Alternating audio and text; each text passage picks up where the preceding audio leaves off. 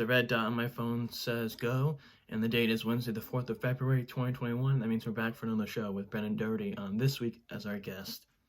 A lot of stuff has happened in the news this past week, so without further ado, I'd like to do a little segment I like to call What Happened Last Week with Nolan Carr?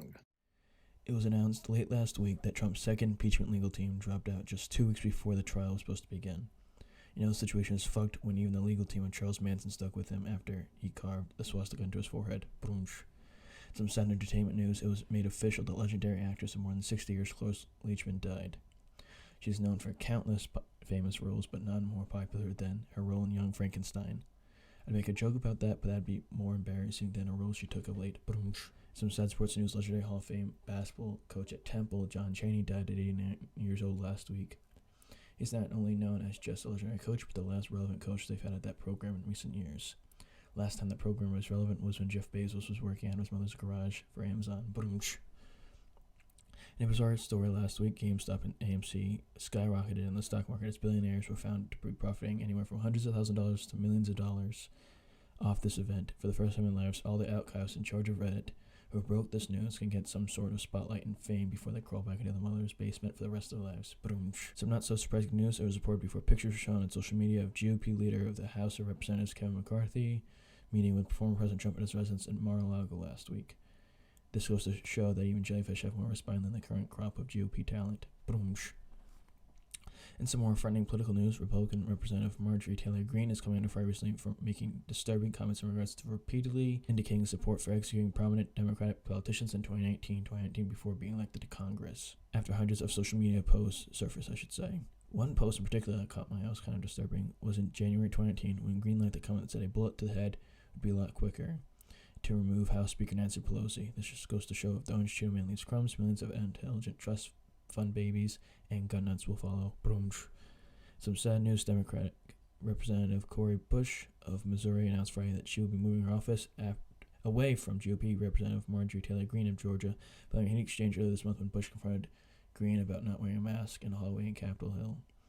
Even after he had left the White House, his stench is stuck there more than pizza sauce spilled on a white shirt. You can spend days getting rid of it, but it'll never go away. Some surprising sports news was made official that the Detroit Lions trade star quarterback Matthew Stafford to the Los Angeles Rams for Jared Goff, 2 first-round picks and a third-round pick early this past weekend, according to Ian Rappaport.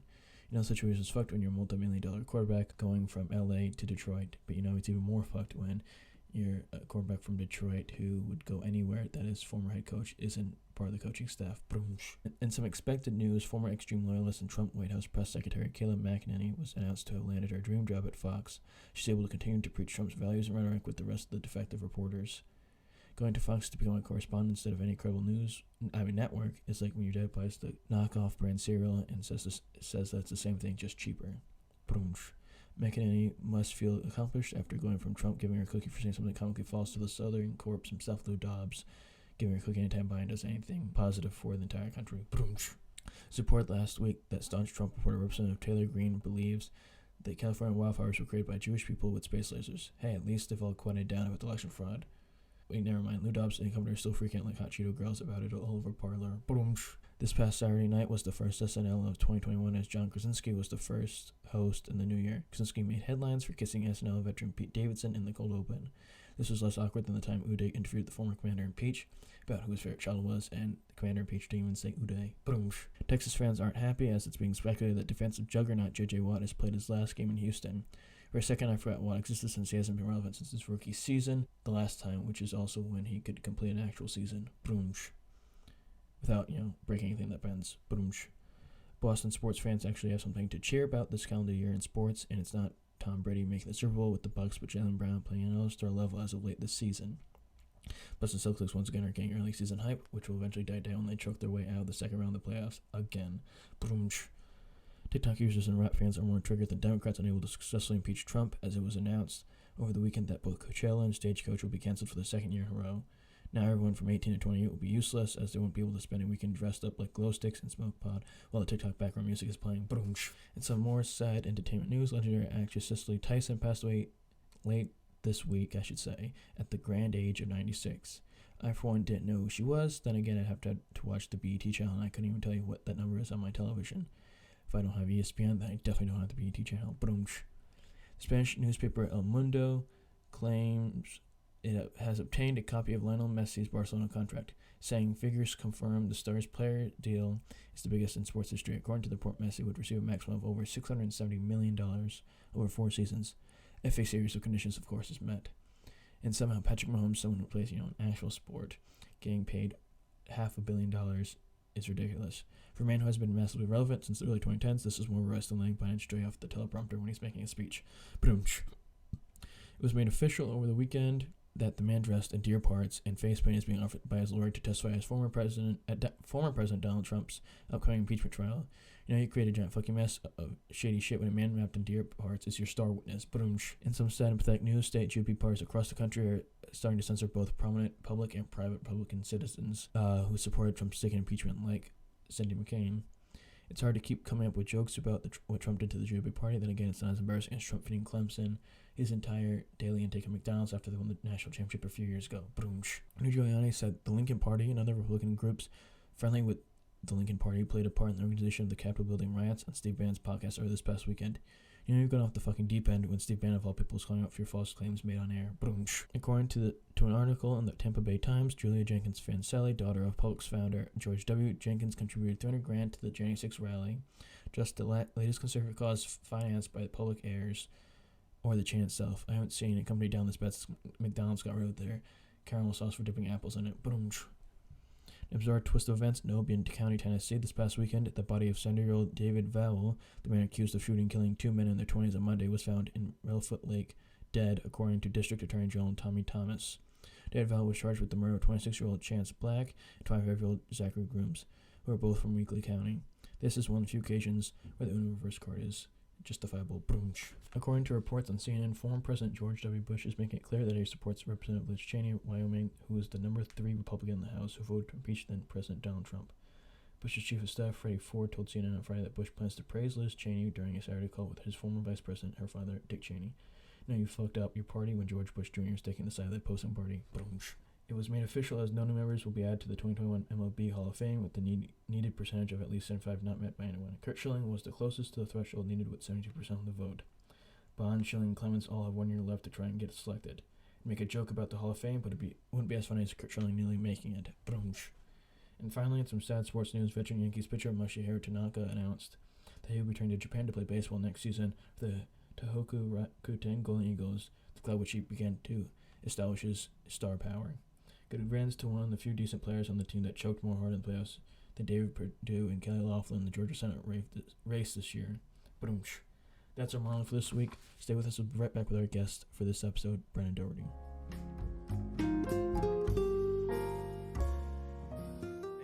And welcome to another episode of the Ice Team Meme Show with No Dog, episode 9 to be exact, everywhere you listen to or view podcasts. My next guest is funny, creative, a hustler, a dear friend, a former dorm mate, and an avid collector of vintage sex toys. The one and only Brendan Dougherty.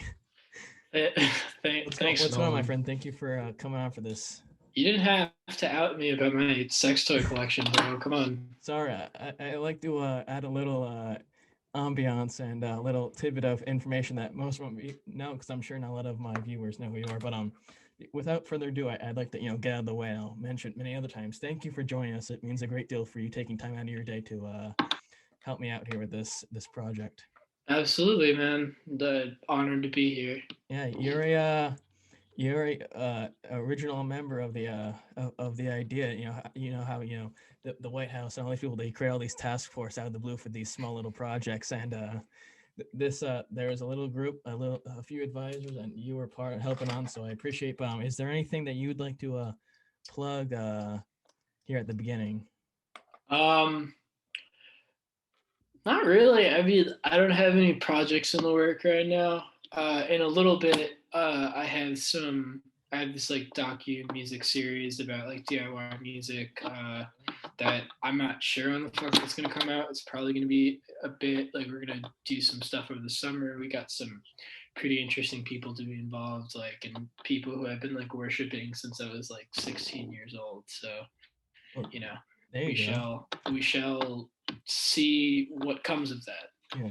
Before we get to the nitty gritty, juicy stuff of this great episode, my dear pal Brennan Dougherty, I want to mention that the podcast is on social media, is on Twitter and on Instagram. On Twitter, it's the Ice-T Meme Show with Noel Dog, and it's also on Instagram, the official ITM Studios account. On there, both accounts updates and posts regarding when content is uploaded and posted, and thanking my viewers and or people on the show, the guests, and so on and so forth. So follow that on Instagram. It's the Ice-T. It's official ITM Studios, and on Twitter, it's the Ice-T Meme Show with Noel Dog. Eventually, it'll be changed to both. I'm also currently trying to put together a website, so be on the lookout for that in the social media feeds as well. I want to say,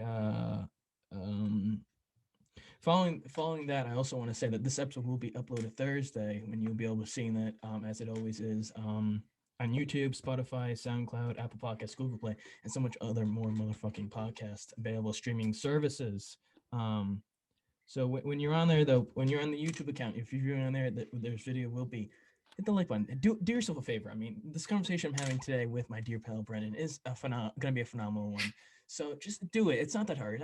I know there's not that much clout I have, but just help a brother out and hit the like button, hit the subscribe, turn the notifications on, share it with your friends and family, make them share it to all their friends and family, so we can blow this up faster than the Hiroshima and Nagasaki, because I really want to take this off. And if you're on Spotify, click that follow button, click the share button, click the like button, and share it as well, because I'd greatly appreciate that, and Brenton would enjoy it too. So to help me out, he'd enjoy people years from now when this is big time. Be like, hey, weren't you on that phenomenal episode, the Ice-T Meme Show podcast with Noel Dog? And you're like, yeah.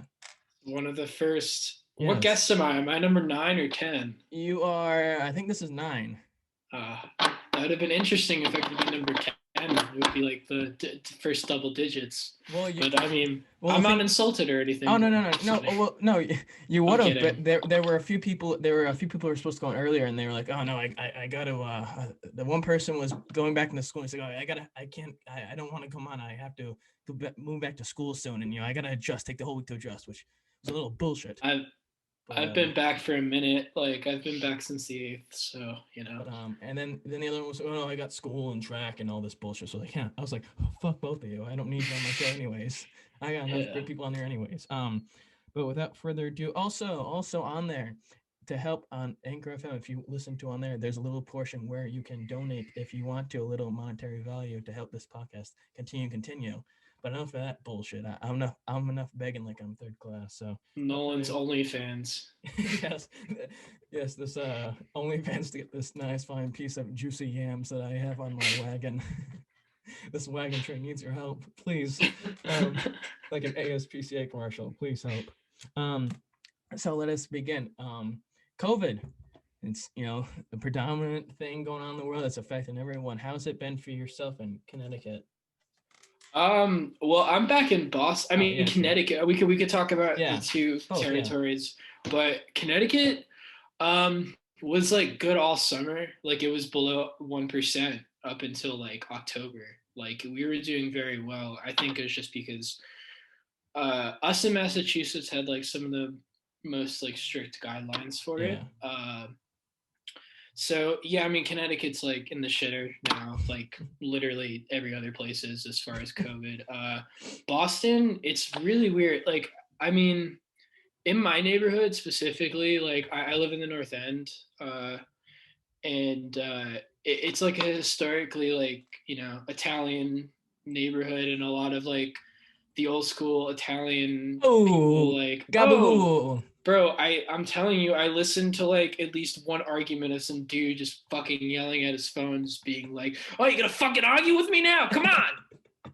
I'm not shitting you. Like, that's like it's really interesting. But I don't know. Some of them are the nicest people ever, but for some reason they just don't fucking believe in masks. There's a lot of "Stop the Steal" signs along my general area, so it's just kind of interesting. So, you kind of get the vibe. That's why there's no one wearing masks. Compared to right now we're in the second wave, and who knows if there'll be a third with what's coming from South Africa and the UK. How's life been different for you compared from the first wave to the second wave? I mean, not that much different. I gotta be real. Over the summer, I definitely was a little bit more lax about it. I didn't go out to restaurants I didn't hang in big groups. Like I wasn't like these assholes who were like going and partying and whatever. Like, but no, I mean like I've always been like wear a mask. I mean like when I was around my friends and like when COVID was like, you know, not as bad like over the summer. Like I basically what I'm saying is I kept it to like kind of a tight knit group of people and was very safe about doing stuff. Like we weren't, you know, like going out to eat or partying or stuff like that. Yeah. It was just very, you know, small. So I mean I'm kind of doing the same thing now. Yeah. I think like shit has sort of hit the fan, but like, you know, you got to think, just treat it with the utmost respect. Like you've been, like basically like how you've been doing it the whole Yeah. like ignore the numbers and just like sort of take into consideration that this is still out there, Yeah. no matter how severe it is. So that's kind of what I've been doing. Yeah. I mean, like, it's kind of sad because, you know, that, you know, there's so much that was affected by this, whether it be economically or socially, or might have been in people. It's embarrassing that there's still people out there who think that this isn't real or that big of a deal, and it's causing more harm, not just for themselves to wear the mask, but more harm for everyone else to be able to continue their lives prior to what was going on prior to COVID. And you see a lot of countries overseas that are fine, perfect, like Australia and places like that, where they're having concerts and raves and all this stuff and sporting events. And meanwhile, we're over here acting like a bunch of stunats, and it's tough. Cause Yeah, I'm that sure. No, go ahead. no, I mean like that. You see, like what all those countries did right, like was essentially like doing a mandatory lockdown. Yeah. Like if you couldn't, like basically people could only go out for like necessities, and I don't know, like you could never really pull that off in like the current system of Oh government yeah. that we're already in, because then there's all those people who are gonna like have a bunch of civil liberty suits. Yeah. Like we just, I don't know, it's pretty infuriating. Like we Yeah. probably could have had this eradicated, Oh yeah. not eradicated, but like we could have had the cases Dull down down. significantly. And on Yeah. top of that, like with the people who don't wear masks, like it's not that yourself you have to really worry about. Like you're not wearing, like, if I don't know if you know like the whole science behind the mask, but like basically that's not wearing a mask is essentially like you can't give COVID to anybody else if you wear a mask. Yeah. So like that, like you not wearing a mask, you can give someone who is wearing a mask COVID, if that Yeah. makes any sense. Which Yeah. I just like, quit being an asshole and be like a little bit more considerate over Yeah. everybody around you. Well, it's unfortunate because I'm sure being involved in film like yours, which you are, I'm sure it definitely had. Maybe it didn't, but had some sort of effect on any future projects or stuff like that that you were trying to do. Was that the case when this was going on rampantly? I mean, like I just got back this semester. I mean, this is a case in point right here. Uh, it doesn't like it like when like there's definitely a lot more restrictions. Like I mean, and for the right things too. I'm not opposed to it, but Oh no, you're yeah, just not allowed to have like as big of a crew, yeah, uh, and you have to wear like face shields and stuff like that, and they like limit the time you're allowed to shoot. I've literally had to go over this like earlier today, like before I rented out any equipment, but yeah, it's like pretty insane. Like I don't know, and like on top of that, I took the fall semester off, and excuse me, ugh, my bad. Well, there's no need to say you're bad. You can swear in here, you can curse, you can do all that stuff. Fucking a. Fucking No, A. but like, so I took the fall semester off because I was uncertain how bad Boston would be with COVID.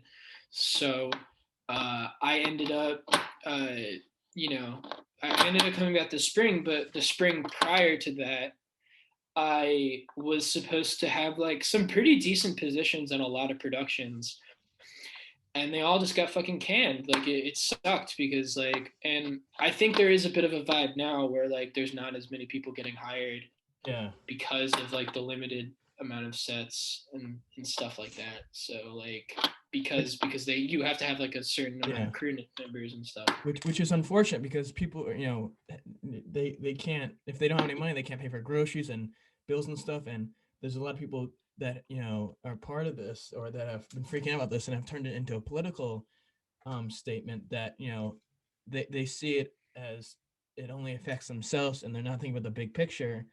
And then it's sad and ridiculous. And there's stuff on completely both sides. I mean, no one's completely innocent. I've definitely had my fair share of issues. It's unfortunate. Do you think though? I try to ask this with my prior guests and all my guests. I guess you could say. I mean, this is the first time I asked this sort of question. But do you think the certain guidelines that they put in place medically and health wise would be would be maintained going forward post COVID, or do you think it'll kind of? I think to an extent. I mean, I think everybody's gonna have to wear a mask for like a while. Yeah. I mean, yeah, like I don't. Here's my like one sort of controversial thing I would say, and I don't even think it's that controversial. I like I'm all for like the safe restaurant things, like you have to be safe about that, like that's where they were finding a lot of these cases were occurring. On the other hand, I mean, the people who go out, they're going to choose to get COVID and whatever. That's totally besides the point though of what point I'm trying to make. Like if you're going to have like limited capacity or no dine in, like pay the motherfuckers, you know what I'm saying? Like provide some assistance for small businesses. I could give a fuck about like, like more of the larger scale things. Like, I mean, it's whatever. They're like fucking corporate enterprises. Yeah. I don't give a shit.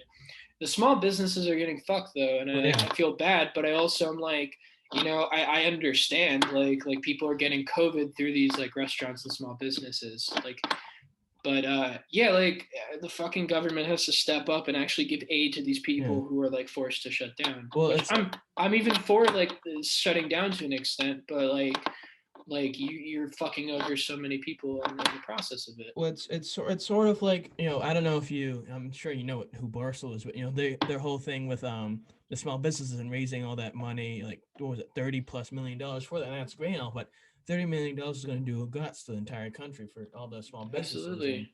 And I know that politically speaking, they are trying to pass I think it was a $1.9 trillion relief package for that, but it's getting blocked and all these other. The one side doesn't want to do it, and it's really sad. But I think eventually, once this all dies down, when it goes away, that it'd be not for another year and a half, whatever it may be. I think that people are definitely going to be more aware and self-aware of passing germs and diseases and all that stuff, similar to how it is now. Because even when this whole thing started, like a week before, I wouldn't say a week before, but a few days before, everyone was told to go home, and I was going to Las Vegas for a club tennis tournament. No one was wearing masks a few days before at Logan Airport, and obviously the people of the Oriental descent, or I shouldn't say that, but Asian descent. Jesus, I didn't mean to say that. This isn't the Sopranos, Nolan. People of Asian descent, and nothing against that. They wear they usually are wearing masks, and no one else was wearing masks there. And then after that, everything started getting canceled, and people started masks. But I think we're on the right path, and they're starting immediately to try their best to do stuff. Although they're met with quite a bit of predicament and blockage. But I think without further ado, I think now we can do the video portion. The COVID portion was that there's a lot in the personal section that I'll get to, but the video section, I'm gonna get that out of the way because it's the smallest. So I'm gonna click share screen. I'm gonna share sound. Isn't it like fat, like creepy dude, like talking about like underage girls? I'm assuming this. Yeah. Good morning, Julia. It's me, Joe. Just wanted to say hi. Yeah. Wish you a great day. Tell you that meeting you yesterday and getting a look at you was probably one of the greatest moments of my life. You were so beautiful. You don't know how beautiful you are to me. I mean, just, you're gorgeous. You're precious. And but it's been sitting in my mind when you said to me you want to go back with your ex-boyfriend. Please erase him from your memory. Please don't. Don't ever go back in the past. I know, because I've been there. And I understand when, you're trying to find somebody and you go on dates and nothing compares to your ex. But there is that better person out there. And Julia, I promise you, it is me. I will love you like you've never been loved before. Damn. I will cherish you. Hold on, look at. If you look in this kitchen, it's got 2 ceiling fans. Damn. I'll make you feel like a woman, a real woman. Oh God. Believe me. Fuck. After you experience me, you won't even know who your ex-boyfriend is. Damn. So Shoot, and here we go. open up your heart to me in your own. There's another one. It's got 3 in 1 floor. arms. Do you know the Let's go full doppelganger? Do you know like when Patrick Starr had his like doppelganger with Yeah, the his sister? mustache? Yeah. No, no. Yeah. Briefly, That's yeah. kind of what this dude looks like. Who's he look like though? Like, do you remember when Patrick Starr had like like they thought it was him, but like he had like a mustache and like his eyes are a lot like smaller. Yeah, vaguely. I'll look it up right now. Yeah. Just look like Patrick Starr with a mustache. Yeah, right there. That actually. The first this one. No, that guy right there. No, this one. Yeah. Patrick, not Star. Damn. Throttle. Full throttle. I could see me falling in love with you. I don't know. I just looked in your eyes and I just melt. Anyhow, I'm heading off to work. This is my cute little home. Everything you see behind me, I built everything. Every square inch, from crown molding to chair rail to floors to lighting to plumbing, doors, windows. You name it. So this is the type of guy you're getting. I'm a very handy guy, and I'd love to build you whatever you want. Oh, okay. You're a sweetheart. So I hope this video doesn't scare you, but that's how I feel. Too I late. just want you to know that. Watch, Okay? here it comes. I look forward going out to dinner with you.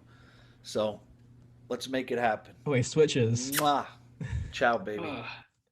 Bro, build a like if he's gonna build or something, build a fucking insane asylum around himself. Yes. Jesus, this dude's a creep. See, the thing is though, at first it wasn't that bad. It was manageable, and then it walks closer to the edge of the cliff, and then it just deep dives down off of it. And I've explained this in my other episodes. Basically, this guy was at a gym, and he sees this very attractive woman, like anyone would, and he pays so much attention to her that he finds out who she is via the sign-in clipboard, finds her name.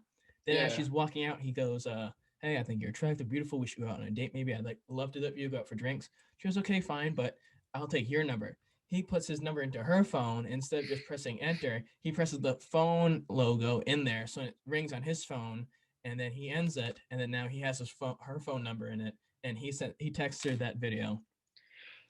Something tells me that Julia is a lot younger than he is. I don't know. And the thing is, this podcast I watch, Your Mom's House with Tom Segura and Christina Prusinski. They play this video on there, and they interview the real Julia, the lady he sends this video to, and she explains, I haven't watched that video yet, basically what happens, and then he sends her another video while driving, and basically, oh, hey there, my beautiful girlfriend, and basically pretends like he's dating her, and she ends up just getting rid of him and blocking him on her phone, and it was rough. On the cool guy scale, 1 to 10, how would you rate this guy? I don't know. I mean, like, look here, I gotta give him props. It's a lot of effort to go through, but like, the dude is, I don't know. I feel like maybe it's a generational gap. Like, I don't think any of us would go through that trouble for a girl at our age. Like, that shit is, I mean, arguably at any age, that shit's kind of creepy. Yeah, it's weird. And the thing is, people like him think it's completely normal, and it's uncomfortable. And there are other ways, just to do it. But hey, I wouldn't do what he does. I don't know if you would copy him, but on the cool guy scale, I would definitely rate him at least probably like a 5 or a 6. Sure, I would give him. I would probably give him the same. You know. And here's the next video. I've seen this video so many times. Oh, a great story about. Time to wake up, my queen. Come on, my queen above 18. Open them beautiful eyes. There you go. You are so beautiful. I just love my queen above 18. Well, good morning. I like the pause. All right, my queen. I'll go down and put your breakfast on. Here you go. I'll get you some nice hot cup of coffee. You go I'll get you some nice egg cup of coffee. take your shower, and I'll meet you in the kitchen.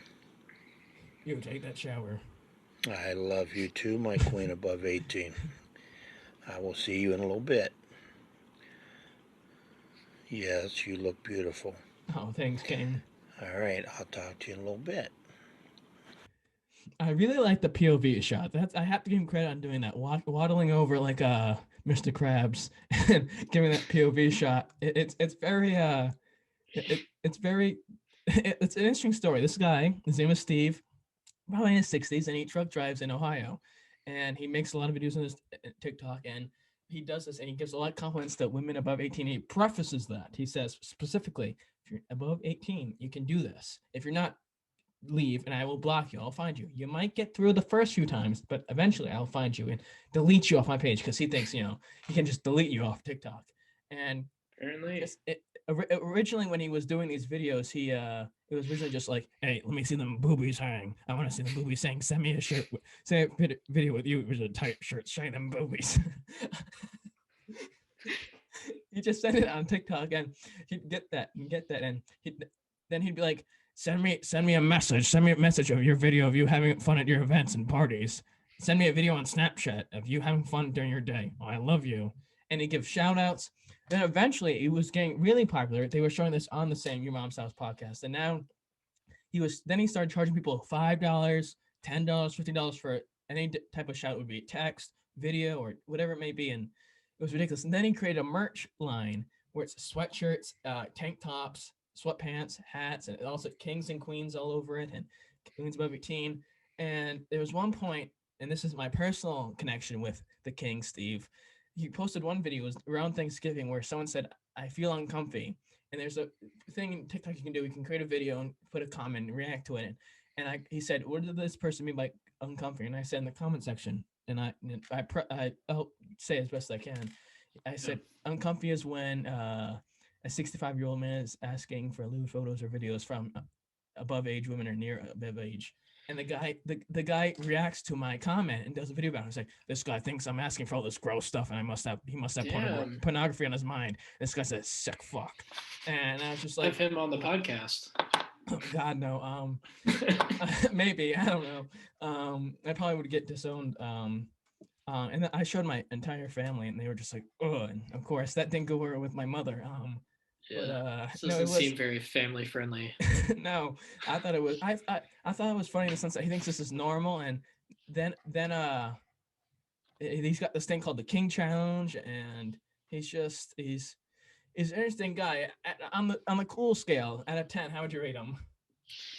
You know what? I'm gonna have to. I'll do your last thing. I'll give him a 5. I mean, like, I respect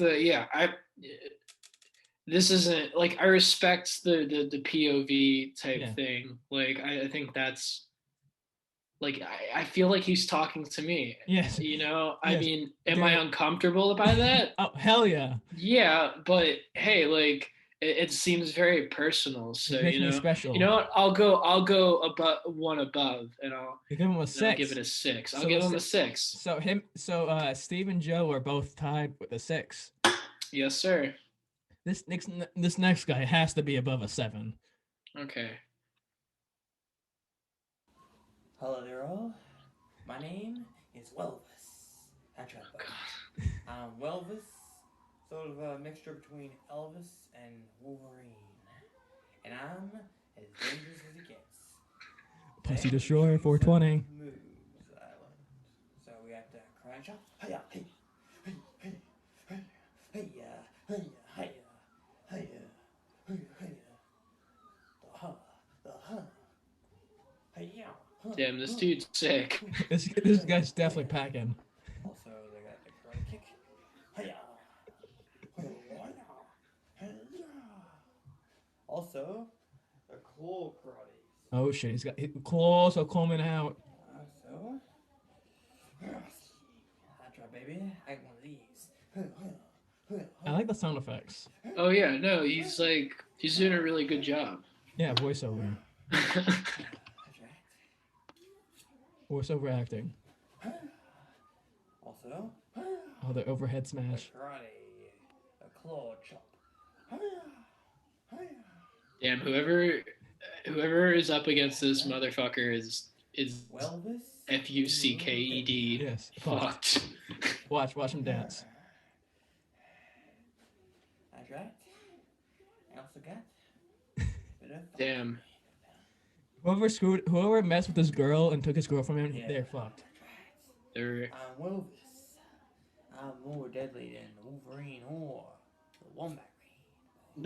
Nolan, where do you find these videos? Okay, so this guy I found. So the last two guys I found on TikTok. The first one I found on the podcast. This guy's name is Haig. His YouTube channel is also on TikTok, and he does a lot of skits and a lot of puppet work and puppetry, and does a lot of cosplay. And he does the Flash. There's a lot of make-believe characters that he makes up. Wolverine, Wombat Ring, which is a mix of a wombat and Wolverine. Elvis, Superman, Batman. The first video I saw him do of Wolverine was he had a black tank top, muscle shirt on, I should say, black shorts, and he has his hair gelled up like Wolverine. He goes, "Hey, bud, where's the girl? You better start talking. Our things are about to get, let's say, interesting." And it was just funny stuff. And then eventually, around Thanksgiving, he's like, "Okay, guys, I just want to say that I'm going to take a little break and for my mental health, and I'm getting a little burned out." Took a break, then came back with Biden won. He's like, "Congratulations, Biden won, thumbs out. But I'm now taking another break till March for my mental health and to not be burned out." He's great. He does great stuff. Unfortunately, he's no longer doing Wombat Ring or Welvis or Wolverine because he finds it a little, as he says, a little cringy watching it later on. This guy's from Australia, so he's cool. He's got great facial hair. I have another video from him. It's close to the one I saw before of Elvis. Okay, bud, where's the girl? Now we can do this the easy way or my way. Yeah, you want to start talking or should I start clawing? Because these bad boys will no. But these bad boys love the taste of blood. Now. Wait a minute. Metal can't taste blood. They can't start taste. Talking. Where's the mutant? Where's the mutant? I will start clawing. And trust me, I will. He gets to the point. He says, "Hey, if you don't tell me where the mutant is, I will claw the fuck out of you." Tell me? Or will these tell me? Make you tell me. Oh God. Good. I like the Michael Strahan look he does with his teeth. Make you tell me. Yeah, that's a good one. Good. There. Oh, here it comes. Really? 5 guys with guns. Oh, ha ha ha ha ha. In a match for The rule of thirds is on point. Look at this rule of thirds. Yeah. Just not being utilized at all. Let's try this again. Completely out of shot. The girl or the claws will make you tell. If you don't believe me, Oh, it's 3D. think I'm joking? Talk or I'll make it talk. Oh, shoot. Michael Strahan, please stop. Yeah. Over there. Good. Never mess with the Wolverine. Damn, the chin strap is fire. Not gonna lie, like I like the chin strap. I supported one for a bit. I shaved the other day, so it's not there. But no. So this guy Haig, like I said, the same guy as the other one. Out of 10, how would you rate him on the cool scale? Oh, fucking 10. Like if I could go higher. If you could go higher, it'd be higher, but you can't. I'd be if I was just like walking around my neighborhood and this dude just like stepped up, I'd be like, bro, take everything I have. Would you be safe with him being the community police watchdog? People better watch the fuck out. is what's gonna happen if they cross the street, the other side of the street, to get away from him. Bro, But yeah, I do hear a bunch of like. There was some dude in my hallway with a lisp, who like I live in an apartment, and like I always like hear this guy kind of yelling sometimes. Like he's, hey, he could possibly Be a school be this shooter. guy. He could be the king who's watching over me, and I appreciate that. Now speaking of that, is it all student living or is it just mix? It's mixed. I mean, there's a guy who lives upstairs from me. I like hung out with him for a bit. He's a comedian. He's like 26. He's him and some other friends live there. Then there's like two girls who live above me as well, who I think are in college. I don't know. I've like kind of looked like an idiot like a couple times because like I told the comedian dude and I'm like, oh, are you in college or graduating or whatever? And he's just like, no, like he's like, I'm a comedian. That's fine. I should have learned from the previous time when I asked the woman who lives next to me. I was just like, oh, like you, like, cause she looked really young. Yeah. And I was just like, oh, are you like in college or graduated or just living here? She's like, see, actually, I work full time. I'm like, oh, how old are you? And she's like, 27. I'm like, fuck, okay. Like I just looked like a fucking bonehead twice, but yeah. Next video. You would like my landlord, Nolan. I mean, like I haven't met him in person, but when he calls me, he sounds like a member of the Sopranos. It's beautiful. Yo, Brendan, where's your money? Now here's the next guy. This is Big Rob. Big Rob. YouTube? What up, YouTube? It's Big Rob. Bitches be stopping on my knob. I'm back here again. We're gonna do a review, a drink review. I've had this drink before, but I figured I review it. Wait, he's already had that drink before, but he's reviewing it. I thought he was gonna start spitting. Like when he rhymed that, I thought he was gonna go off. Oh, on the rest of his channel, he's got a lot of video. He's got a video like that. Mountain Dew, USA. It's actually really good. Really good. It's 3 flavors. 3 flavors. Together. Cold Red, Ride Out, and Voidage. So, pop this baby. Bro, that looks terrible. Like I said, I've tasted this before, but thanks for telling us. You, like, what I like about it and stuff. So here we go. There's actually just cough syrup in there. Pink. So yeah, it's like lean and cough syrup. The dude's just secretly getting really geeked. Yeah. Oh. Damn. It's fucking delicious. It's one of my faves. It's fucking delicious. It's like, it's a fruity flavor. It's a fruity flavor. Fucking good. It's fucking good. Fucking banging. Banging. I have another taste. Oh, watch him guzzle it again. Pinky up. Pinky up. He's gonna guzzle it. Watch. All right, at least he's being classy about it. Yeah. Oh no, jeez. He's looking at them lips. That's good. But yeah, I fucking love it. It's I fucking love it. Shit. Tasty as shit. You some. It's Mountain Dew, USA. Thanks, bro. Appreciate that. He's got another. So this is a big Rob. He hasn't posted videos in a few years, but he does UFC review videos. He does he's got a rap video on there. He does stuff like this, other food reviews and stuff. He's got a video on here where he makes a sandwich with 2 pieces of white bread with Copenhagen dip in between it, and he eats it. And it's like, with what? Copenhagen dip. Oh, like chewing tobacco. Yeah. Yeah. Oh, Yeah, and fuck. And his sister's recording. He goes, "My sister's recording, and I'm gonna tell her to keep recording even when I throw up because I'm probably gonna throw up." And he eats it, and within like a bite, he's like, "Oh." I knew a dude in high school who he was like older than all of us. Like he was like in his 30s when we were all in high, but he like kind of hang out around town.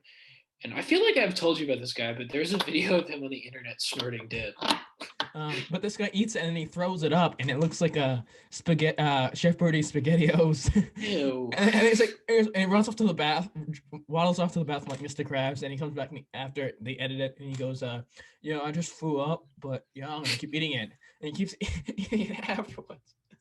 But this guy, you know, his message and when he tries to preach his promoting is, I think, at 8 out of 10. Cool guy scale, not as cool as the previous guy, but still okay. I'd give him a 5.5, 6.5. Yeah, I would give the same. That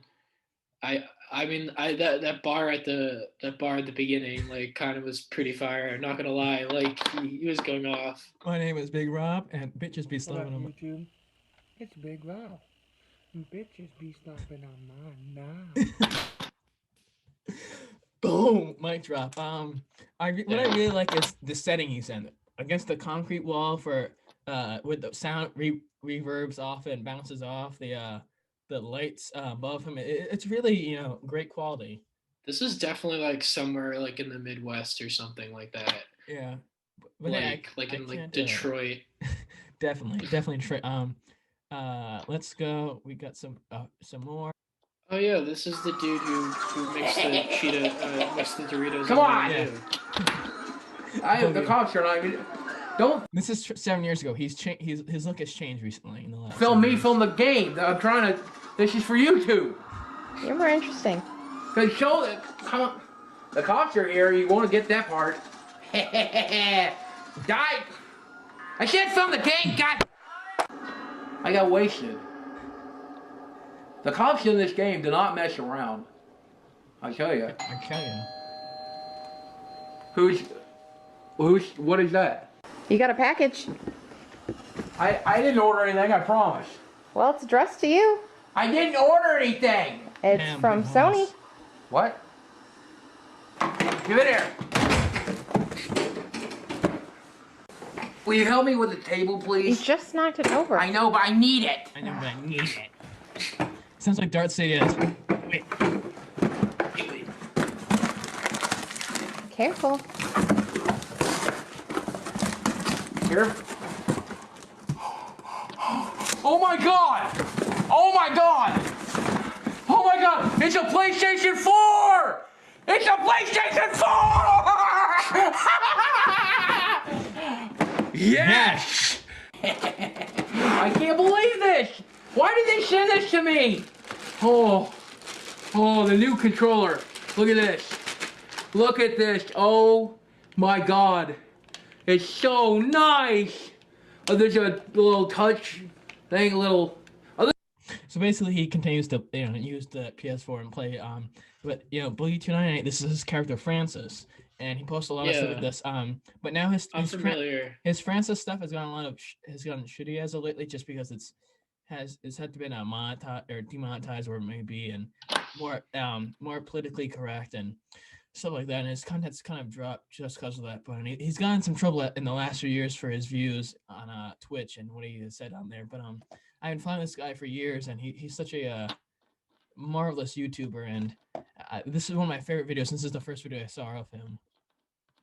Seems like pretty wholesome. I mean, like, cause I know the dude's playing a character. Yeah. Like I think my brother watches him, but like I don't know. I feel like those people before this were, you know, like just they weren't really. They were kind of just playing themselves. Like this is a little bit more. Well, and it's also sad because, you know, his backstory. I don't know if you know his backstory, but Sort of, yeah. it's really sad how he grew up extremely dirt poor, and his parents were alcoholics, and his mother was an abuser, and his dad worked in a coal mine. It's really sad, and you know, then he, you know, like anyone else who, you know, suffers with those type of situations, you know, they get depressed, and the only way they can help the depression is eating, and he just gained so much weight. Now he's, you know, got himself somewhat under control, losing some sort of a large amount of weight actually, and it's good. But no, he's got some great content. But now the last few videos are the creme de la creme that I just put up recently. I've seen this video like 1,000 times. Oh, for the gabagool. Gabriel, something for the gabagool. Gabagool over here. Tony Gabagool, Grandma. It's nothing but fat and nitrates. Gabagool. Bring it here. Forward ham, salami, gabagool.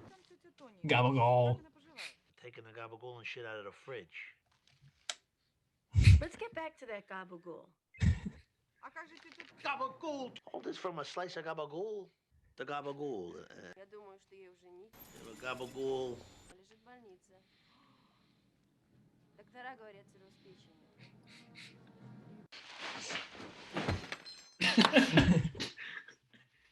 That was when he was super racist, right? Like when he passes out, right?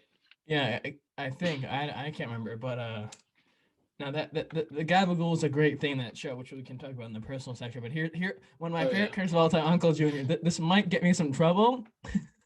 I might have to get this out later, but I don't care because what he says is the best. Boy, Anthony must have really gotten under your collar. Admit it.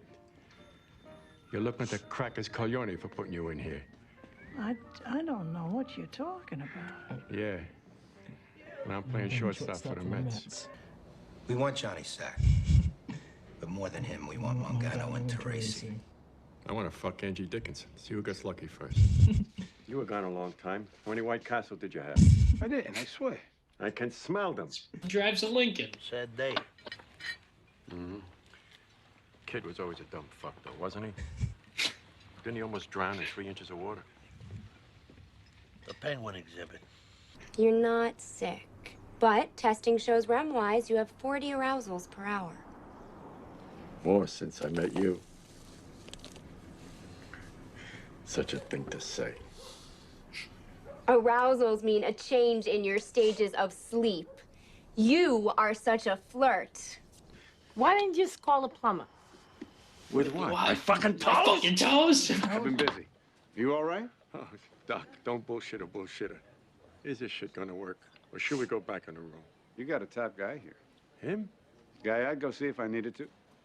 Oh, you're a son of a bitch. Fucking house arrest. Federal marshals are so far up my ass, I can taste Brill cream. Sam. Go shit. Junior Soprano. Here you go, sir. Go shit in your hat. Uncle June, stop. Thank you, officers. Prosecution outlined how accounting practices What kind of likeness is that? If they were great artists, they'll be in a museum. Fuck. And fucking fodder for cartoonists now? Located at 8721 Wayland Avenue in Paramus, would testify that Post Office Box number 206 was registered to and paid for by when Ira If I ever need glasses, I'm gonna get glasses like Uncle Junior. Barrett Oh, same. at 43 Bellingham Boulevard, apartment 4B, Paramus, New Jersey, and was initially rented by Ira E. Barrod on September 16, 1998, with a payment of... Corrado, don't you have nothing? You can make a hand turkey. For Christmas? Fucking idiot. Sisters, cunt! There he is. I fucking had it. For what? Everything. Did you offer my nephew something? I'm registering yours. Not made. Not made. Did you offer him an aspirin? The important thing. You look better, too. If you're gonna lie to me, tell me there's a broad waiting in the car wants to tongue my balls. Fuck you! Fuck you. Fuck you! I thought you were gonna ask my advice about Ralph Cifaretto.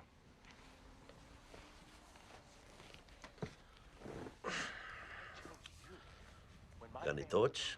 What else do I have left? Mr. Soprano, I'm Michael McLuhan from the U.S. Marshal Service, here to reattach your electronic bracelet. They give you the important jobs, huh? Guy comes home with a bouquet of flowers for his wife.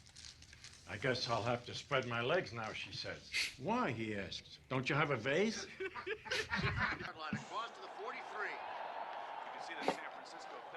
Look at your favorite Santa Barbara olive. Leave me the fuck alone. Leave me the fuck alone. Uncle Junior. See, the thing is, it's just there's something about him. I got this.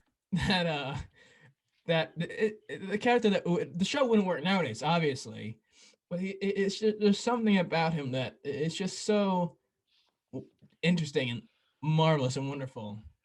I definitely think it could work nowadays. I mean, like, even from the start, it was very self-aware, and they David Chase, and Terrence Winter, they specifically knew that they were writing pretty dark shit.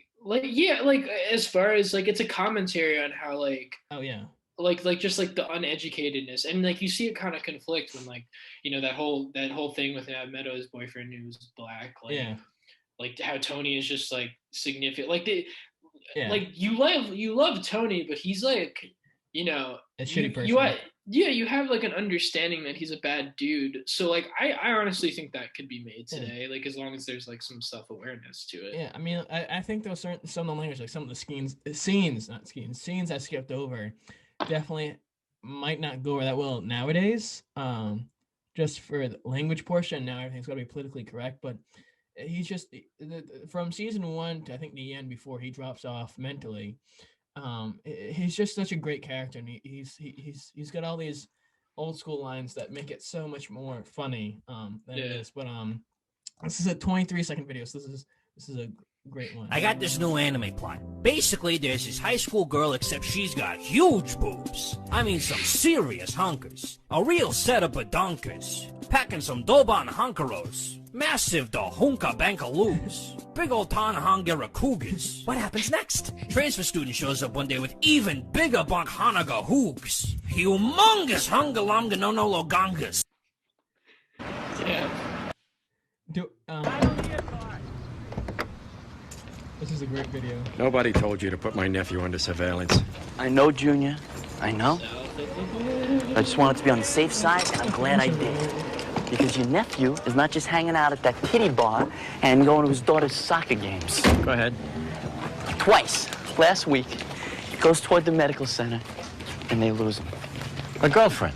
No. He's seeing this Russian slit very open. Your nephew is talking to the feds. I mean, where else would he be going where it requires such precautions? And what the fuck else would be the big secret? What am I, a swami? Hey! Silvio! Keep out me. How you doing, you Jedro? You looking good, baby. I like that hat. How you feel? Good. Come is it bad? Hey, you shanked it, Sil. I still got the coach on my mind. We got fresh air, we got sunshine, we got a beautiful day. Forget about that shit. Thank God for golf some days. Trying to concentrate here. So, did you get any golf in down in Boca, Uncle June? Fucking manners, please. So you play manatee or what's the name of the other one? Will you let the man tee you off? You yap worse than 6 bobbers. If you'd have shut up doing that game against Mountain Lakes, you wouldn't have missed that fucking fly ball. I was ashamed to face my friends. Good, Mikey. Better. What do you mean, better? Well, you know, it's better. Yeah, it's right on. Whoa, Junior. Oh, Junior what? Uncle June's in a muff. What? Oh, did I say muff?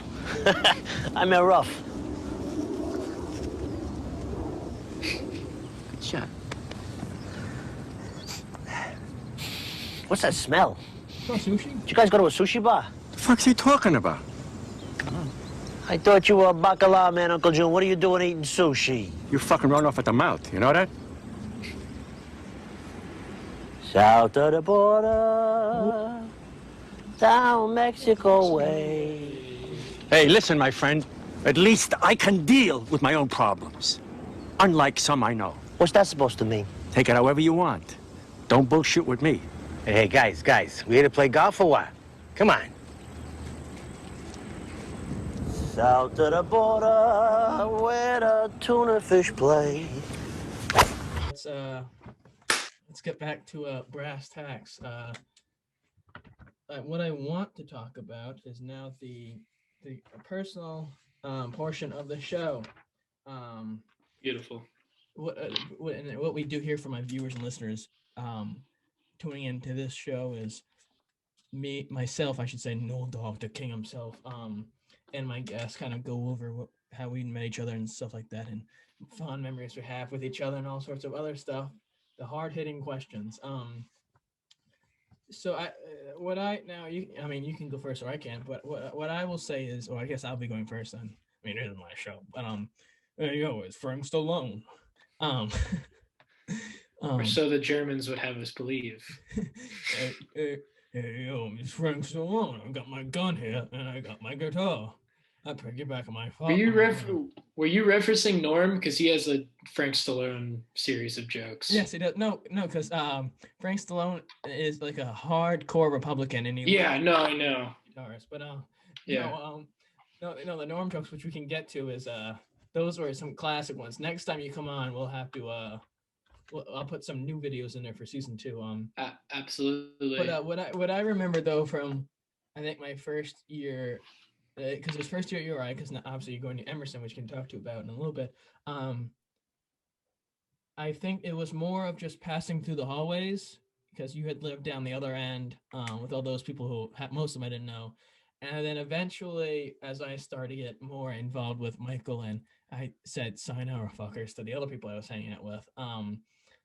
I think it was one day I went with Michael to do something. We were talking, and you came over and we shook hands. And then I think we said hello, and then it went off from there, and then we became closer and closer and shared laughs about all sorts of fun stuff. And I think though, out of them all, out of everyone there, I mean, besides Michael and Gavin, because that's a bond that will never be separated with Gavin's decision. I think we probably were the most cohesive pair in that group. I think we got along greatly. I think we never, had an argument. I think definitely there was stuff we would make a big deal. I think there was stuff that I might make a big deal about. There's the one time and push buttons on stuff, and I can't remember you doing that for me, but yeah. No, I think that overall it was really beneficial, and I think there was always fun stuff. But how do you remember it going? So okay, this was like before my official meeting with you. I feel like I've told you this story before. No, yeah, you have. So okay, this is how I remember it. I was like, it was like 1:30 in the morning. I don't know. My first couple months at URI weren't great, but I remember like it being in one of the lounges, and I was like low-key having a panic attack, like just and I'm like, just trying to like get through it or whatever. And then out of you had clearly come from, you were in like a suit. I heard noise from down the hall or from the elevator, and you had like clearly just like came from a party, and like all your friends just kept walking straight, but you for some reason walks into the lounge, and you were just like, yo bro, let's fucking go, there's no pussy shit tonight, like something among those lines. And I just remember being like, I'm gonna fucking kick this kid's ass, like I'm not doing well, like. And then you ended up going back, and then I remember talking amongst the whole gang and whatever, that the Hillside gang, like the people are hanging out with.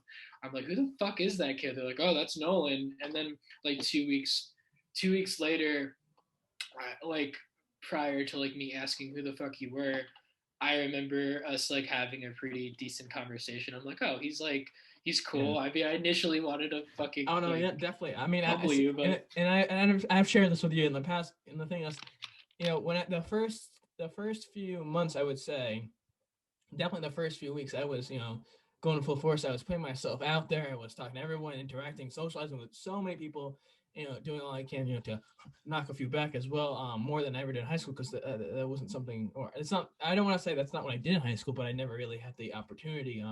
Yeah. Because I didn't have a good base. So when I got there, I really tried my best to have a good base, by the way, which is really hard for me to do. I was out of my comfort zone, and I was going full force, and then, doing as much social stuff as possible. And then eventually it slowed down. It came straight to a halt. And I think when I started hanging around with Michael and that group is when it kind of stopped, and when I stopped, dealing with that big group that always piled up in the main lounge, and then the gaggle of the triple room of girls who lived across the hall from me. That kind of died down on whether I wanted to or not. I personally, I didn't want to, but that was never going to be continuing, whether it be my destiny or not. But I started hanging with you guys, and we had our sheer fun of stuff. But I think at first it was just, didn't know who we were. Then finally, we start to hang out way more. We went to eat, and stuff, and it was really it was great. I think the one memory though that I have that I loved the most, and I think you were there for it, was when we went to. Were you there when we went to Sonic and Michael's car down that windy road? Yeah. Oh, where Michael almost crashed the car like 15 times. Yeah, Yeah. it was me, you, Dan, Natalie, Annie, I think. Natalie wasn't there. It was Annie. So it's just me, you, Annie, and Dan, and Michael, and maybe was Gavin there, or was he off with his former boyfriend, or he might have just been with like Mackenzie. Maybe. I think they might have been just hanging out. Yeah, because I don't remember. I tend to think I have a pretty good memory, but that was just the greatest night, because he doesn't go less than 100 miles per hour on the road, and that was a windy old road, and he's going left, and of course Dan, the Monster Energy head that he is, he was loving it. It was wild. Yeah. He's definitely is something. But Emerson, you decide to go to Emerson. What was the deciding factor going there instead of staying the course, as W Senior says at URI? Well, here's the thing. Like, I had gone to URI. I'm not gonna knock it, because like I had some good experiences there as well. I think we were pretty tight. Same with like, I mean, I'm kind of iffy, like not iffy, but like I don't really talk to all those guys like from the Hillside group, with like the exception of like Lex, I want to say, and then like you, but yeah. So like the initial decision like was kind of brought on by like, I don't know. I feel like URI is a very good school for people who want to kind of explore their options as far as like what interests them. You want more of a I'm doing this path, and this is what I just want to stick to, and that's what I want. I don't want any. For sure, yeah, and you know what you want. Yeah, and like again, like as far as like the gen ed requirements, they're all. I mean, like again, I'm taking some liberal arts courses, like some writing classes, and I'm taking a math class this semester, and like I took a science one over the summer, and like a language. Like those are kind of, but like it's not like overloading in like gen eds to where I would like sort of feel like I wasn't really getting into my major fully. Yeah. And but here's the thing though, like I mean this was the big deterrent to URI, was the fact that I was going to run out of film production classes, but at the time I was like my first semester junior year, because I had just taken all of them my first semester. So that's what I was a bit afraid of, and that's kind of where I was like, you know what, I think this isn't like, I know, like, even though like there was like this sort of temporary happiness like hanging out with all you guys and stuff, because like again, like I value that for sure. Definitely, yeah. But I think at the end of the day, I just wouldn't have been as happy, and like as far as like and feeling fulfilled enough, like, because again, like I am not one of those people who wants to like explore my options. I like know exactly what I want to do, and I want to be taught that skill set. Yeah, no, definitely. I definitely think that, and I think that when you go to a school that's known for that specific thing, or a specific path that you want to go on, it's definitely a better option and stuff. By the time I remember, it was during fucking orientation for URI, and the lady speaking was like, I switched majors 6 times. I was doing my options, and hold on, what? Okay, I'll have it later. It's fucking students. No, and I just like, do you know how much time that wasting? It's switching majors 6 times to exploring things, and that's great. You want to figure out what's best for you, but if you know what you want, and this is what I want, this is the path I want to go down. You shouldn't waste your time. If you know that I'm not going to benefit completely from all these classes that are a joke. In a sense. Yeah, and like I don't know, like I think. Yeah, like kind of what you said. I mean, like I'm open with like exploring different vehicles of education, but just through what my major is. I mean, like, listen, like I dig a lot of things, but I know this is the type of skill set that I want to learn. Yeah. And like, I don't know, I just didn't necessarily feel like I would have gotten the most out of it. Cause like the stuff that they have at Emerson, like they have like all these like organizations to get involved with productions Yeah. and kind of sort of get like sort of that real world type thing. Yeah. You know, also a thing I discovered, and again, this is no knock to the old NK or SK or whatever. Yeah. I just knew like that I wanted to be in a city too, and I fucking Yeah. love Boston. I think it's really, really Oh, for sick. sure. And yeah, I mean that was just like a conclusion I came to. But yeah, Yeah, it's definitely shit. What was I gonna say? Well, it's definitely like you know what you want. You know what you want, and you know that these fucking Con 100 classes or Intro to Space Science that you have to take isn't in order to move up into other classes for your major isn't worth it. What I want to say though, and no bias in this next point that I want to make. No bias. I put that aside. I put that aside for this next one. Comparing your roommates or the people in your building now compared to what you had before. How did why didn't your roommates at Emerson compare in any such way to the vast magnitude and savagery that your old friends had at URI? Interesting. No, I mean, do you see any similarities though, or like how's it been with how was it connecting with new people for this I mean, it was super easy, low key, like, cause like I was like last year I was in a suite with like 5 other dudes, and they were all transfer students. So I think there was like kind of like that thing in common, and like instantly we all kind of clicked. I mean, I'm even like living like a 5-minute walk from them right now. How does it compare to URI people? I mean, I don't know. It's just like kind of different. I tend to feel that I don't know, like I have like a lot of shared interest with you, like for sure. I mean, like, but like I definitely, as far as like my suite mates right now, like it's pretty. It's like I mean, they're all like like film. They all vibe. They're all clustered with you because you all share that interest in film, which is great to be able to and like music and stuff like that, and like politics and whatever too.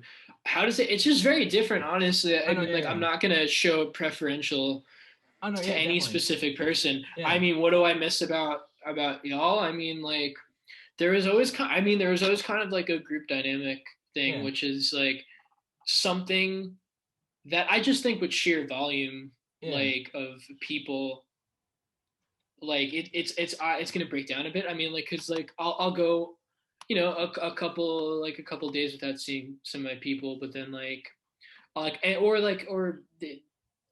like just as an example, like I would go and hang out, and then I would like at the end of the day like hang out with like 1 or 2 of my friends, and then the other one would stay back. Like I felt like at URI, we all kind of did things as like a unit. You know what I'm saying? Yeah, no, like that's the one I think that differs a bit. Yeah, for well, sure. It's definitely, I mean, it's definitely I mean, obviously both were beneficial. I mean, but I think that when you have the option, like you did right out the gate, you have people you instantly vibe with and connect with because they share something. It's quite easy. What I want to say is why do you, and you kind of mentioned it right there about the old group. Why do you think there was such a tight bond between yourself, Michael, myself, and Liberace himself? Liberace? Gavin. Oh. Fuck. I don't know. I mean, like, again, I mean, like, you guys are just like, you guys were always just trying to do something as a group, and like, I always, I like to think I was always like up to like doing different things. Definitely. I mean, I think though. I think what I agree with that point. I think there also definitely were some parts where people didn't want to, and that kind of with Michael, he's one to not get into argument like myself. So if someone doesn't want to do something, then he's gonna. I think the whole group then decides no, we're not gonna do that. So it definitely can be more challenging. But I think it was for myself and how I see it, it was a symbiotic relationship in the sense where we all meshed into one. I think we all made each other whole. I don't want to say whole, make it seem sappy and shit, but like it made the entire thing conglomerate whole in a sense. And I think that though Michael was the ringleader, we were all support each other greatly in that sense, and brought great comedic joy and in that sort of sense. I remember specifically there was, I forget what song it was, but it was me, you. I think we were singing like "Oh Girl" by the Shy Lights with Michael one time in the car, and we were blasting out, and they were there, and I think we had gotten ice cream one time, and it was such a unique. Yeah, that was the night I got into Emerson. Actually, I remember you guys took me out for ice cream. Yeah, we went to Berkeley's. We all got, it was March. It was the beginning of March, I believe it was, because that's when Berkeley's opens, and it was at night. It was pretty cold. I remember that night. Well, explain to the viewers out there what it was like watching Michael and dealing with him on a consistent basis, or dealing with him on a basis when he wasn't coughing up a lung and running home 24/7, scared shitless from his roommate Owen the Viking. What was he like? I mean, Michael just, I don't know, like it always like I'm trying to like tread a bit lightly, but stuff like some sort of like stuff just tends to follow him a little bit. Like everybody's always in his ear. I mean, he's a very sweet kid. Like I love the shit out of him. Michael, if you're watching this, I fucking love you and I miss you. And if you two ever want to come to Boston, like you're more than welcome to. But I don't know. I mean, like he's just he's for some reason for someone who is like here's the thing, like for someone who has as like his schedule is like pretty like solid, and like if I can remember correctly, like he has a pretty good sleep schedule. I mean, like he would pass out randomly, but like he would go to bed at a reasonable hour. I think he would eat pretty healthy as well. But that is a little false, because he would get a container of Nutella and just scoop it out with a knife. Fair, but everybody has their vices. I've never seen a human being body like sort of like fail to work who is as healthy as Michael's. Like when he would like walk up like a flight of stairs and he would start coughing like he was smoking for 80 years. Like Jesus, and the thing is, it was funny because he never smokes, never does, and when he's joked around about it, he's never inhaled it down his lungs. And he walking up whatever at 12 steps, and he's like, and meanwhile you walked up the steps perfectly fine, consistently. You always have to take the elevator. He has fallen asleep in the elevator for my viewers. He's fallen asleep on the concrete floor underneath the water bottle filler. He's fallen asleep and the lounge on chairs and I've witnessed it all happen.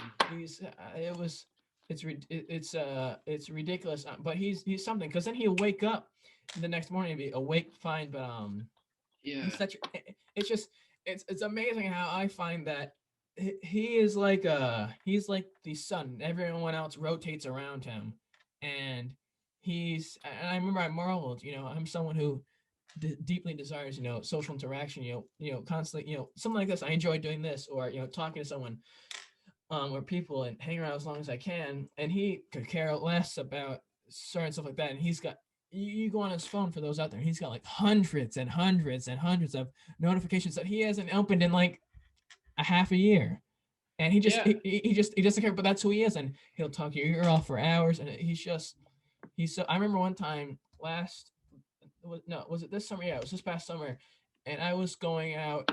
I was taking Michael to a family cookout, and him, Gavin, and Natalie were at Natalie's aunt's house, and wherever that is in Barrington. And okay, I'm talking to someone on Zoom, so I'll see you later. All right, I'll send you a message later. Okay, bye. But we were going there. We planned in advance, and I asked him, and he just said okay. And then eventually, somehow, we were late. We were like a half hour late to the event, which is nothing normal. And then we ended up dragging Gavin along with us, because that's just who he is, and he feels bad for a lot of people when they're not involved. But he's such a wonderful guy, and I rely on him greatly, such as I'm sure other people do. He's like a social chameleon. Like you could like basically blend to any environment and like just be fine. Oh, and the thing, which is completely true, and the thing is, so like myself, and it's almost sort of like how comedians are, where they thrive on talking to them, only comedians, and they have trouble with talking to non-comedians. With myself, like if I instantly, if I don't get a good vibe, I have a hard time going to somewhere new that I never been before, don't know the people, feel uncomfortable. He walks in the front door, and that's him. What next? Next thing I want to say is my list of people, and it's kind of mention how I briefly mentioned Owen and his roommate, how he was such a tyrant and how he made that life miserable, which wasn't fair, and I don't want to go down the road again, but I think he was such a tyrant. There's a list, and the list goes as such. Now, you can at the end you can see if the list is correct. So number one, or how many do I have? 1, 2, 3, 4, 5, 6, 7, 8, 9. So I got 9. So number 10, actually no. Yeah, number 10 I have Count Dooku from Star Wars. No, that's number 9. Number 8 I have Fidel Castro. Number 7 I have the Rocket Man himself, Kim Jong Un. After that's Pol Pot. Then after that, number 6 I think that is or 5. 1, 2, 3. Yeah, 5 is Joey Stalin himself. Big Joe. Yeah, Big Joe himself. Help the world. Then I have Owen at number 4. then number 3 himself I have the man himself, Hitler. Sure. Then after that, number two I have the roommate that took your spot sophomore year, Zach Taylor, the most shitty people have ever lived with. And the number one most tyrannical, shitty fucking person ever. Fucking God. The number one shittiest person, tyrannical person ever is our favorite person himself, Ralph Cifaretto. Yeah, he's a bit of a tyrant. Like if that dude was a dictator of a country, he would commit genocide. Like he'd commit mass genocide. But number 1, Ralph Cifaretto. Number 2, Zach Taylor, the cunt himself. Number 3, Hitler. Number 4, Owen. Number 5, Stalin. Number 6, Pol Pot. Number 7, Little Rocket Man himself. Then Castro. Then Count Dooku. Another thing. Thought about that motherfucker, whatever that idiot's name is. I mean, I didn't know him. I shouldn't be calling him an idiot. Like the roommate guy. Yes, I haven't thought about that kid in like since I went over. Neither have I. But when I was putting the notes together and I thought of it. I was like, I gotta put this in, and I thought of him. Something we also share a great love for, a memory that we have from freshman year is old Blue Eyes himself, the impersonator Omar, singing in the shower, singing show tunes, just talking about show tunes. I was wondering who you're talking about. He's got a great impression of Frank Sinatra singing show tunes, just talking about show tunes. And I remember I would go in the shower, and he'd come in the one next to me, and he wouldn't come into it, but he'd go in the next shower over, and he'd play something, I don't know, some Broadway music, and then I'd play like AC/DC, Back in Black, and be like, Back in Black, I hit the sack, and then all of a sudden you hear him quiet down and his music stop. And there'd be a few times where I'd yell into the shower room. I remember that. And one time I shut the lights off on him while he was I wasn't there for that one. And one time, the greatest one of it all was, when Michael would shower in the handicap stall, the Stephen Hawking stall, I turned the light off on him, and he'd be like, "Who did that? Nolan, why'd you do that?" One time, he thought that I had showered, so he went to the bathroom and said, "I'm gonna play a prank on him with Gavin." And he asked if I was in there, and Gavin said, "I don't know." And he turned the light off in the shower. And meanwhile, as he's walking out of the bathroom, turning the light off, I'm walking out of my room, fully clothed, dried up, and he's like, and I'm like, "What are you doing?" And it wasn't him, it was Omar, the greatest thing ever. And I used to, in a sense, I feel bad, but then again, I don't, because no one likes to show tunes. I remember like in the group chat that they had created for Hillside. I think he might have been in it, or I think some girls that they knew, and I completely forgot about it, so I'd bash him a lot. But his singing was spectacular, and that's whenever I sing the shower, I try to sing just like him.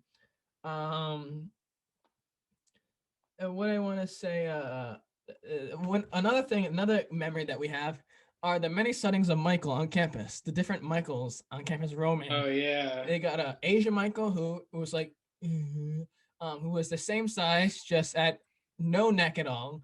Yeah, he really didn't look like Michael. They just kind of had the same frame. And the preface for all this, for the people listening and viewing, my friend Michael, a big guy, Italian, black hair, hairy, and there'd be a lot of people who would look nothing like him, but they would have the same build as him.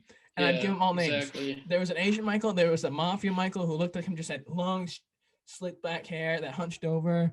I don't remember Mafia Michael. Maybe it was Caveman Michael. It looked like a caveman. I remember Caveman Michael. There was Asian Michael. But I forget who else was there. There was John Goodman Michael. It was my favorite because he wore the same generic. He looked like John Goodman. He wore like. Was he the dude on the scooter? No, John Goodman Michael had the same like generic athletic shoes that Michael would wear, the dark ones. He wore jeans and not a corduroy, but like a checkered shirt, the dress shirt, and he just would his facial expressions were the same as Kermit the Frog, and he was always hanging around the same people, always around us though. There's Spanish Michael who hung out with John Goodman Michael. There's just so many. It was such a good, and Michael hated it because it looked nothing like him. But it's the funniest thing ever. Yeah, that was pretty. One funny. man that was legendary. One man that was legendary to us was none other than the savage gangster man himself, O-Dog. That he Pour one out. Yes, Pour one out. He was the coolest guy ever, and he'd always be like, "What's good, yo?" And he'd always be coming back with like 2 bags of like 24-ounce Diet Cokes and like 8 bags of chips, and he goes, "Yeah, I'm baked, man. I gotta eat. I'm hungry." And he'd just be rolling around, and he was just wild. And what do you remember of O-Dog? I just remember he was like, I don't know. I low-key didn't get a good start at URI. Like I was finding it hard to kind of gel with people. He was one of like the first people. The very few people who was just like such a happy spirit and like was so like fucking cool. He would show up to class like 40 minutes late with like a fucking 2-liter bottle of Diet Coke and like chug it. And then he would just be like, he's like, "What I miss, yo?" I'm like, I'm like, we're just watching something. He's just like, But I think a memory that we love both from him. Now I'm not 100% sure if it was him. No, don't throw him. One day you walked in the bathroom like, "Come see this." Like, okay, so I see it, and I don't think it was him. I opened the stove door, and it's this massive fucking shit. This massive one. It looks like you took a picture. That looks like it either looked like a boulder or looked like a gigantic fucking turkey leg.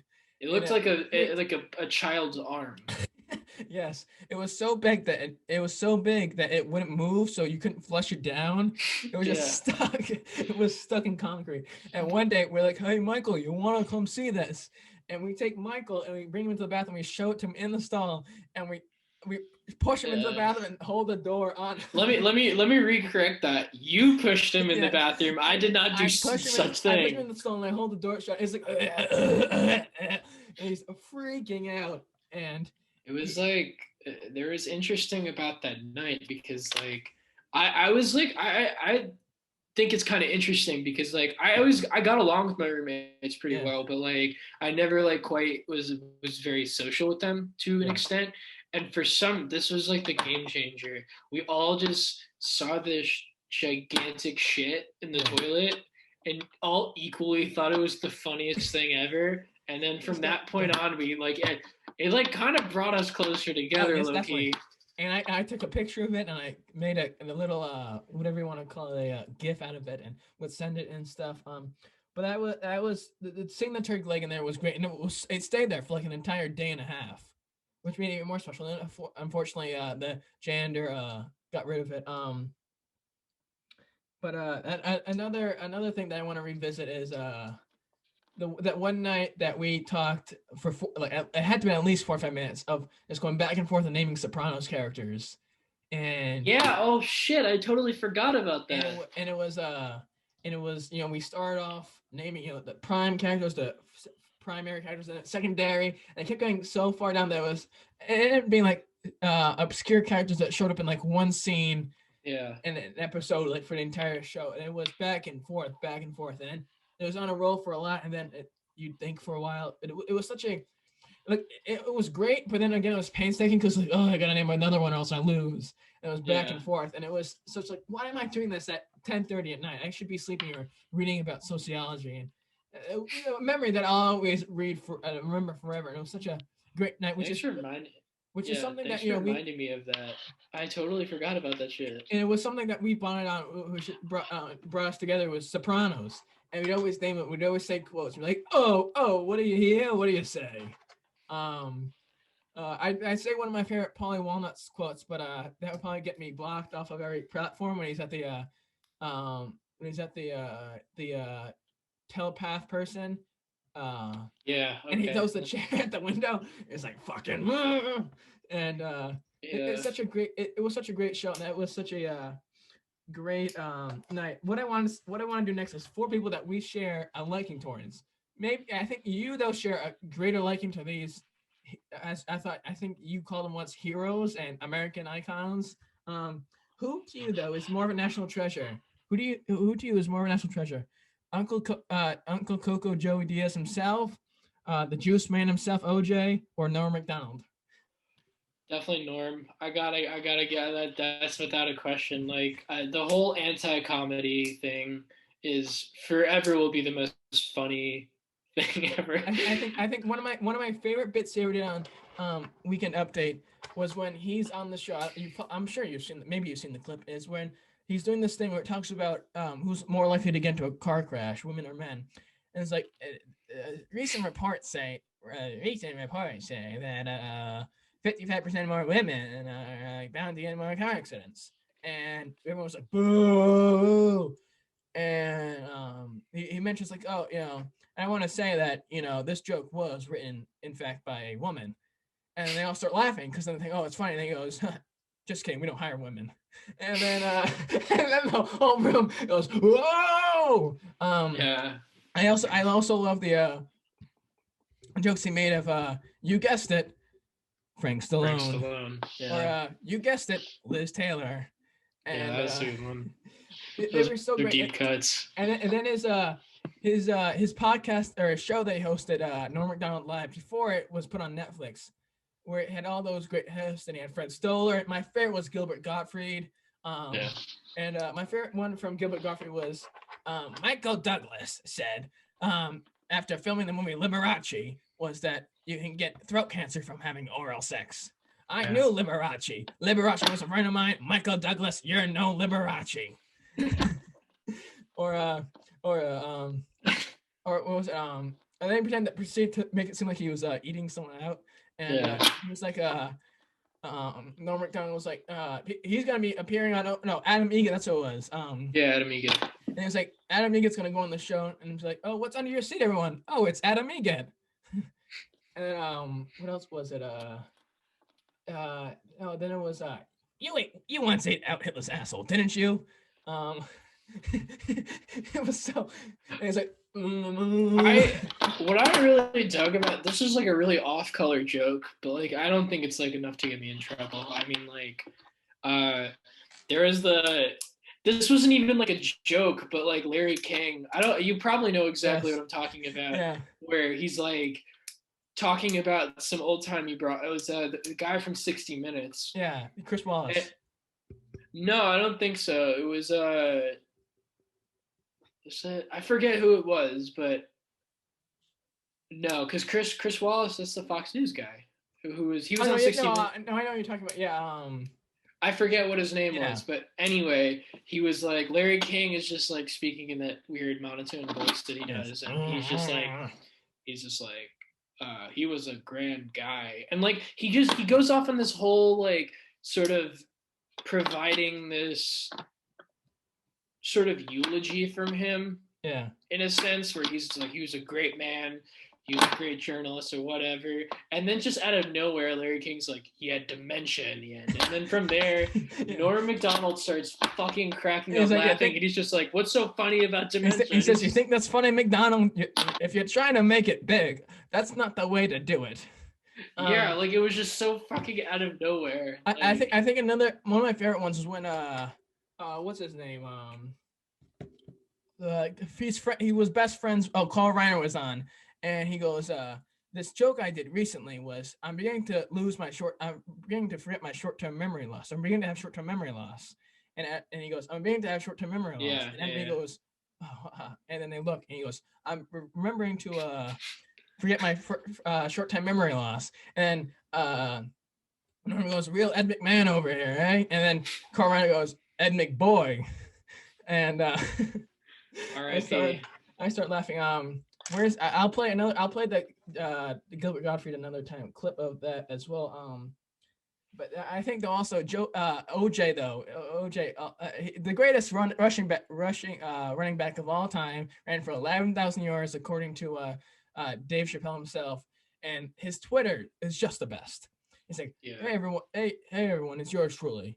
I'm just saying, if I were to do it, and the thing is though, one of the funny things about him is that when he's recently when he got his COVID shot, and he posted a picture of this lady giving him the shot, and everyone in the comment section was like, a white woman stabbing OJ? How's that feel, OJ?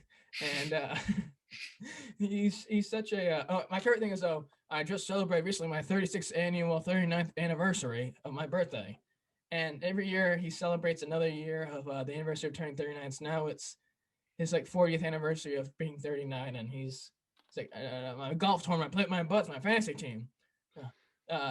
Who was, I forget who it was. Oh, it was Des Bryant. Des Bryant retired from the league. And he almost he looked like he was about to kill someone. But then there's our uncle himself, Uncle Joey Diaz. He's like, what's going on, cocksuckers? I fucked this one chick. She was a handicap. She had no leg. I snapped it off, and I was going at it. She had a monkey and was steaming. You know what? Do you know what, Nolan? My favorite. I don't know if you probably seen it. You're a fucking huge fan of him, but like, my favorite thing that Joey has ever done was the fucking the story about the nun. Oh yeah. That's my favorite. Sister Hyacinth, I grabbed her by the hair and I start punching her and said, "Listen here, you little cunt! Why you're doing this? No more to me! No more to me!" They're all just like, it just like turns into like a fight between like an 11-year-old and like a full-grown woman, and then everybody just starts kicking the shit out of this nun. He's like, these Italians, I love these Italians. This is why they're savages. They're attacking him and they're fighting him up and they're kicking her. And I said, no more white milk for me. My favorite quote though from Joey Diaz, and this is be the last thing I mentioned, is when he says, when he's on Joe Rogan's show early, like near the beginning, and they're talking about wings and stuff, and like he's like Joe Rogan, who kind of gets on my nerves sometimes, is like, they're saying mustard is the new ketchup, and he goes, and Joey says something off-colored, which he always does, and then he goes, Joey, do you have ranch on your wings? And he goes, who the fuck has ranch on the wings? It's either I bring my own blue cheese. It's either blue cheese with wings or go fuck your mother. And it's fair though. I respect it. I don't like ranch. He goes, you ever see ranch? It tastes like it smells like someone's ass. You ever smell ass? And it's got mold in it. It's got lint. It's got boogers and snot, and it's disgusting, Joe. Yeah, he's so amazing. And the thing is, he almost got canceled in the last year or so, culture canceled, because of stuff he did a while ago. But no one can kill him. His stuff is unbelievable funny. Yeah, I agree. He's fucking hilarious. But this was fun. I have to say, this was near the end. It was a little roller coaster going in different directions and stuff. But I truly had fun doing this with you tonight, and I want to thank you sincerely from the bottom of my heart. It means the world that you spent an hour and 40 minutes out of your day to come on to this show. I appreciate it, taking time out. But I know we did this at the beginning. Is there anything you want to plug, or any handles or anything like that? No, I mean, just basically the thing I was saying at the beginning. Like, I'm going to be working on this project. Lord knows when it's going to come out. But yeah, we're going to get some kind of like heavy hitters and like underground music. like to be featured in this thing. So I don't know. With that, I'll leave with this brief message. Like I said at the beginning of this program, this episode, like its predecessors and successors, like how I said that, that's academic for you right there. It will be available for listening and viewing tomorrow morning on all podcast streaming services such as Google Play, Spotify, SoundCloud, Apple Podcasts, and here on YouTube. And all other major podcasts where you get it. But I'm not gonna read that fucking laundry list. When you're done streaming this week's episode, show a little love to No Dog by clicking thumbs up and the heart button, giving a follow or subscribing to the show, as well as sharing with your friends and family and turning on post notifications to know when future content is released. Doing a small gesture such as that or donating to the podcast on Anchor FM means a great deal to No Dog as it helps the show continue for future episodes, and he knows that you all enjoy it. So please help yours truly out. It only takes a minute or two. Before we end this episode, I want to leave with one final mention. I'd like to thank all those of you who have subscribed. As of late, I got 6, but I gotta keep bringing it up. I want to thank everyone who's viewed it so far. It means a great deal from the beginning. That means more to me than you'll know. And with that, I will leave you with this. As always, stay mean and scheming, everyone. Take care and enjoy the rest of your day.